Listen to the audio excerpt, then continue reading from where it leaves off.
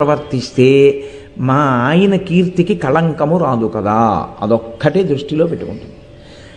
ఆడదాని ఆలోచన ఎంతసేపు పాతివ్రత్యమో అన్న మాటకు అర్థం, నా నడవడి చేత ఆయన గౌరవమునకు ఏ విధమైనటువంటి మత్స కలగకుండుగాక, అదొక్కటే ఆమె నడవడికి పరీక్ష. అలా ఆలోచించి అడుగు వేస్తుంది. అలా ఆలోచించి అడుగు వెయ్యడం పాదములను పట్టుకోవడం. అలా ఉంటే తప్ప సంసారం అన్న మాటకి అర్థం ఉండదు. ఏదో అర్థం పర్థం లేని మాటలు ఒడ్డును కూర్చుని ఎన్నైనా చెప్పచ్చు, కానీ ప్రతి చోట కూడా ఒక మర్యాద అని ఒక మాట ఉంటుంది. ఆ మర్యాద యందు ఎవరో ఒకరికి ఒకరు లొంగి ఉండడంలో, ఒకరిని ఒకరు అనువర్తించడంలో ఈ సమాజం అభ్యుదయాన్ని పొందుతుంది. మీరు చూడండి, చెట్టు మొదట నీళ్లు పోస్తేనే నేను ఎందుకు బతకాలి అని చెట్టు అడిగింది అనుకోండి, మీరు చెట్టంతా నీళ్లు పోయలేరు. గురువుగారిని నేను ఎందుకు అనువర్తించాలి అని శిష్యుడు అడిగాడు అనుకోండి, గురు శిష్య ధర్మం లోకంలో నిలబడదు. తండ్రిని నేనెందుకు గౌరవించాలి అని కొడుకు అడిగాడు అనుకోండి, ఇంకా వ్యవస్థకు అర్థం ఉండదు. భర్తని నేను ఎందుకు అనుగమించాలి అని భార్య ప్రశ్నించింది అనుకోండి, ఆ సమాజానికి అర్థం ఉండదు. అనుగమించడం ధర్మం అంతే. అలా అనుగమించడం వల్ల ఏమవుతుంది? శాంతికారకం అవుతుంది. ఆ దంపతులు, ఆ ఇల్లు కూడా పరమశాంతితో ఉంటారు. కాబట్టి ఆమె లక్ష్మిని నారాయణుడికి ఇస్తారు. అయితే ఆమె తనంత తాను కోరుకున్న స్థానం నారాయణుని యొక్క పాదసేవ. నారాయణుడు ఆవిడికి ఇచ్చిన స్థానం గుండెల్లో. ఆయన కాదు పాదముల దగ్గర పెట్టింది, ఆవిడ కూర్చుంది. ఆవిడ మహాపతివ్రత కనుక, నిత్యానపాయని కనుక ఆమె ఆయన పాదముల దగ్గర ఉంటుంది. ఆయనో నా పాదముల దగ్గర ఉండని ఆయన చెప్పలేదు. ఎప్పుడూ ఆయన పాదములను పట్టుకుని ఆయనని అనువర్తించిన కారణం చేత ఆవిడకి ఆయనిచ్చిన స్థానం తన గుండెల్లో. అందుకే లక్ష్మీం క్షీరసముద్రరాజతనయాం శ్రీరంగధామేశ్వరీం, ఆమె పరమేశ్వరుని యొక్క హృదయంలో కూర్చుని ఉంటుంది. అంటే ఏ స్త్రీ భర్తని అనుగమిస్తుందో, అనువర్తిస్తుందో, ఆయనని సేవిస్తుందో ఆమె ఆయన గుండెలలోకి చేరుతుంది. స్వాధీన వల్లభ. ఆమెని కాదు అని ఆయన ఏమీ చెయ్యలేడు. ఆమె లేనినాడు, ఆమె పక్కన ఉండకపోతే ఆయనకి అయోమయంగా ఉంటుంది. ఎంతో తెలుసున్నవాడే, ఎన్నో విషయాలు ఎరిగి ఉన్నవాడే, కానీ ఆ స్థానం ఒక్క పూట ఖాళీ అయిందనుకోండి. ఒక్క పూట ఖాళీ అవ్వడం అంటే ఆవిడ ఎక్కడికో వెళ్ళింది, ఆయన పంచి ఆయనకు కనపడదు, ఆయన ఉత్తరీయం ఆయనకు కనపడదు. ఆయనకి ఇంకా ఎంత కంగారో. ఎందుకు ఆ కంగారంతా అంటే, అది లేదు ఇంట్లో, అది లేదు ఇంట్లో, అది లేదు ఇంట్లో అంటుంటాడు. అది లేకపోతే ఏమైంది? మిగిలినవన్నీ లేవా? మిగిలినవన్నీ ఉన్నా ఆవిడ లేకపోతే ఆయనకు కనపడవంతే. ఆయన కళ్ళు, ఆయన చెవులు ఆవిడ అయిపోతుంది. ఎందుకు అయిపోతుంది అంటే, ఆయన అంత అనువర్తించి ప్రతి దానికి ఆమెని పిలవడం, ఆమెతో మాట్లాడకుండా ఉండలేని స్థితి. తాను బయట ఏదైనా చెప్పాలన్నా ముందు ఆవిడికి చెప్తాడు. ఈ మాట నేను ఎందుకు చెప్తున్నానో తెలుసా అండి? మీరు చూడండి, పరమేశ్వరుడు లోకానికి ఏ విద్య చెప్పాలన్నా ముందు పార్వతీదేవికి చెప్తాడు. పార్వతీదేవి ద్వారానే లోకానికి ప్రకాశిస్తుంది తప్ప ఆయన పార్వతీదేవిని కాదని లోకానికి చెప్పడు. అందుకని ఆవిడికి చెప్పకుండా ఆయన ఏదీ చెయ్యలేనంతగా ఆయన మనసుని ఆక్రమించగలిగినటువంటి స్థితి, ఆయన మనసులోకి చేరిపోగలిగిన స్థితి ఆయనని అనువర్తించి పొందింది, ఆయన్ని శాసించి పొందినది కాదు. ఇప్పుడు మీరు ఒక విషయాన్ని బాగా గుర్తుపట్టాలి. జరగబోతున్నటువంటి విషయాన్ని సంకేతిస్తున్నారు. లోకంలో ఏ ఆడదైనా అలాగే అనువర్తించాలి. ఏ ఆడదైనా లక్ష్మిగానే కన్యాదానం చేయబడుతోంది కాబట్టి భర్తని నారాయణుడిగానే ఉపాసన చెయ్యవలసి ఉంటుంది. భర్తకి వేళపట్టున పలహారం పెడితే ఆమె చెయ్యవలసిన సేవ చేసేసినట్టే, ఈశ్వరుడికి ఉదయం నైవేద్యం పెట్టేసినట్టే. ఆయనకి మధ్యాహ్నం భోజనం వేళపట్టున వండి పెడితే ఆమె మహానైవేద్యం పెట్టినట్టే. ఆయన మహానైవేద్యం పెట్టాలేమో, ఆవిడికి ఆ బాధ లేదు, ఆవిడ ఆయనకి పెడితే చాలు.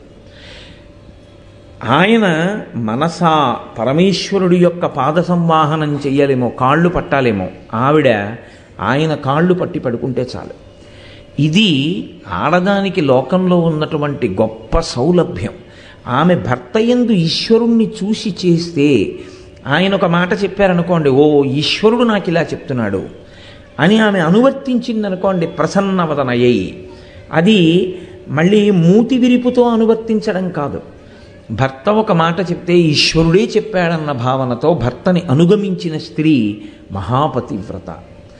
ఆమె పాతివ్రత్యము సూర్యోదయాన్ని సూర్యాస్తమయాన్ని శాసించగలదు. సుమతి, అనసూయ అటువంటి శాసనం చేయలే. కాబట్టి అలా పడుకుని ఉన్నటువంటి స్థితి మనకి లోకంలో ఒక విషయాన్ని చెప్తుంది.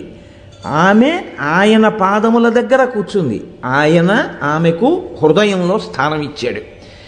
ఇప్పుడు ఆవిడ కానీ ప్రణయ కలహానికైనా ఎక్కడికైనా వెళ్ళిందో వైకుంఠం అయోమయం. ఆయన అక్కడ ఉండడం అన్నది సుతారము ఆయనకి ఇష్టం ఉండదు. అది వైకుంఠమే కావచ్చు, లక్ష్మి లేకపోతే ఆయన ఉండలేడు. ఈ ప్రతి ఇల్లు అలాగే ఉండాలి.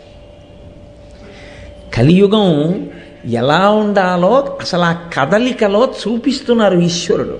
అది ఆ వైభవం. కాబట్టి ఇప్పుడు అలా పడుకుని ఉన్నటువంటి మంగళమూర్తిని దర్శనం చేశాడు.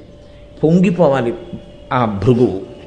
కానీ ఆయన ఆలోచన ఎలా ఉందో తెలుసా అండి? నేను బ్రహ్మలోకానికి వెళ్ళాను, ఆయన పక్కన సరస్వతీదేవిని కూర్చోబెట్టుకుని వీణ వాయించుకుంటున్నాడు. ఆయనకి భార్య పిచ్చి. నేను కైలాసానికి వెళ్ళాను, సరే ఆయన తొడ మీద కూర్చోబెట్టుకుని ఉన్నాడు, ఆయన భార్య పిచ్చి. ఇక్కడికి వచ్చాను, ఈయన పడుకుని కాళ్ళు పట్టించుకుంటున్నాడు. ఏమిటో ముగ్గురు మూర్తులకి అమ్మవారి పిచ్చి. వీళ్ళు ఎవ్వరూ కూడా అసలు వచ్చిన వాళ్ళని పలకరిద్దామనేటటువంటి పరాకుతో లేరు. నిజానికి అది కాదు. ప్రకృతి పురుషుల యొక్క కలయిక, ఈ లోకము యొక్క కదలికలు ఆ త్రిమూర్తుల యొక్క శక్తులతో సమ్మేళనముగా చెప్పబడతాయి. ఆయన నాలుక మీద పెట్టుకున్నాడు అంటారు. బ్రహ్మగారు నాలుక మీద పెట్టుకున్నాడు అంటే నిజంగా భార్యని తీసుకొచ్చి నాలుక మీద ఎవరు కూర్చోబెట్టుకోగలరండి? ఎంత ప్రేమైనా ఉండొచ్చుగాక, వచ్చి నాలుక మీద కూర్చోవాయి అంటే ఎవరు కూర్చోబెట్టుకోగలరా? ఎవరికీ సాధ్యం కాదు. మరి బ్రహ్మగారు ఎలా కూర్చోబెట్టుకున్నారు అంటే ఆయన 4 ముఖములతో వేదం చెప్తారు. 4 ముఖములతో వేదాన్ని వల్లెవేస్తూ ఆయన సృష్టి కార్యం చేస్తాడు. ఆ సృష్టి కార్యం చేసేటప్పుడు కావలసినటువంటి వేద సంబంధమైన జ్ఞానముగా సరస్వతి ఆయన యందు ప్రవహిస్తుంది. ఆయన నాలుక మీద నర్తనం చేస్తుంటుంది వేదం. అది ఆయన నాలుక మీద ఉండడం. పరమేశ్వరుడికి దేహార్థ భాగంలో ఉంటుంది. నిన్ననే మనవి చేశాను లాస్య తాండవములు. శ్రీ మహావిష్ణువుకి హృదయంలో ఉంటుంది. స్థితికారుడు, పరిపాలకుడు నువ్వు ఈ తప్పు చేసావు చంపేస్తానంటే కుదరదు. ఆ తప్పు ఎందుకు జరిగిందో ఆలోచించి దయాళువై శిక్షని తగ్గించేవాడై ఉండాలి, కరుణామూర్తి అయి ఉండాలి. అందుకని ఆయన గుండె దయతో నిండి ఉంటుంది. అందుకే వేదాంత దేశికులు అమ్మవారి మీద శతకం చేస్తే పేరు పెట్టలేదు, దయాశతకము అన్నారు. అమ్మవారే దయాస్వరూపిణి. కాబట్టి ఈశానాం జగతోస్య వెంకటపతేర్విష్ణోః పరాం ప్రేయసీం తద్వక్షస్థల నిత్యవాస రసికాం తక్షాంతి సంవర్ధినీం పద్మాలంకృత పాణిపల్లవయుగాం పద్మాసనస్థాం శ్రియం వాత్సల్యాదిగుణోజ్వలాం భగవతీం వందే జగన్మాతరం. ఆమె వాత్సల్య స్వరూప, అంతటి దయామూర్తి ఆ తల్లి. కాబట్టి ఇప్పుడు అటువంటి స్వరూపాన్ని ఆయన చూశాడు. చూసి పొంగిపోవాలి. కానీ ఆయన ఏమనుకుంటున్నాడంటే లోపల ఆయన బాధ వేరుగా ఉంది. ఈ ముగ్గురులో ఎవరు గొప్పవాళ్ళో ఆయన నిర్ణయించాలి.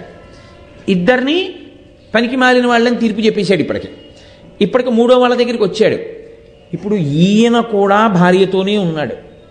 ఇప్పుడు ఈయన ఇలాగే భార్యతో తమకంతో ఉన్నాడు అని వెళ్ళిపోతే యజ్ఞంలో ఎవరు భోక్త? నారదుడిని నన్ను ప్రశ్న వేశాడు. అందుకు కదా వచ్చింది కదలికంతా. కో భుంక్తే యజ్ఞ సుఫలం కోవా అధ్యక్షశ్చ దేవతాః అని అడిగాడు ఆయన. ఎవరు ఈ యజ్ఞానికంతటికి అధిదేవత? ఎవరు త్రిమూర్తులలో ఎవరికి ఇస్తారు మీరని అడిగాడు. ఇప్పుడు నిర్ణయం చేస్తానని ఈయన బయలుదేరాడు. అక్కర్లేని విషయం నెత్తికేసుకున్నాడు. కాబట్టి ఇప్పుడు ఎలా? ఈయన ఆందోళన ఈంది. అక్కర్లేని ఆలోచన వైపుకి బుర్ర వెళ్ళడం అంటే అది. కాబట్టి ఇప్పుడు ఈయనకి లోపల నుంచి ఎక్కడలేని కోపం భృగువుకి వస్తుంది. ఇక్కడ మీరు ఒక్క విషయం గమనించాలి. శ్రీ మహావిష్ణువు ఎలా ఉన్నారు? వచ్చినవాడు తన చేత చూడబడనట్టు లేదా తాను ఆయనని చూడనట్టు, పరాకుగా ఉన్నట్టు, తాను నిద్రపోతున్నట్టు కళ్ళు మూసుకుని ఉన్నాడు. నిజంగా విష్ణు అలా నిద్రపోతారా? నిద్రపోకపోవడం ఏంటి? మీరు శయన ఏకాదశి చెయ్యట్లా పడుకున్నారని, ఉద్ధాన ఏకాదశి చెయ్యట్లా లేస్తున్నారని. మరి శయన ఏకాదశి ఉద్ధాన ఏకాదశి ఉంటే పడుకుని లేచిన వాడేగా ఆయన. మరి పడుకోకపోవడం ఏంటి? ఆయనకు పడుకునే అలవాటు ఉంది, మనమే చేస్తున్నాం పండగలు. మరి పడుకుంటున్నాడు లేస్తున్నాడు అన్నప్పుడు అప్పుడు కూడా పడుకుంటే తప్పేమిటి?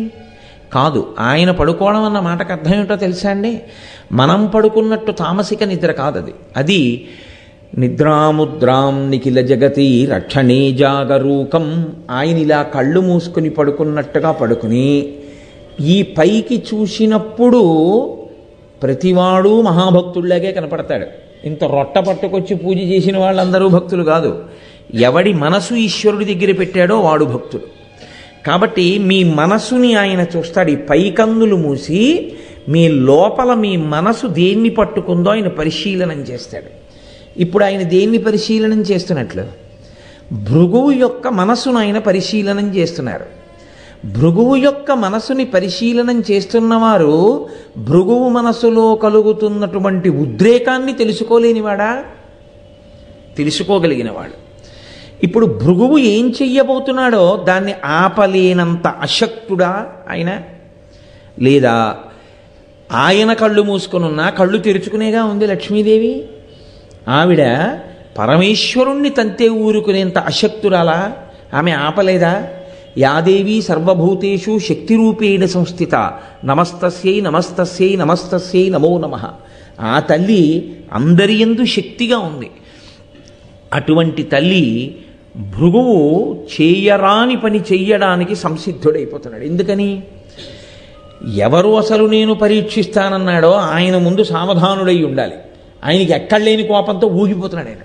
ఈ కోపం ఎక్కడి వరకు వెళ్ళిపోయిందంటే విష్ణువు దాకా వచ్చేసరికి ఇంకా పరీక్షించడానికి నాలుగో వాడు లేడు ఆయన దృష్టిలో.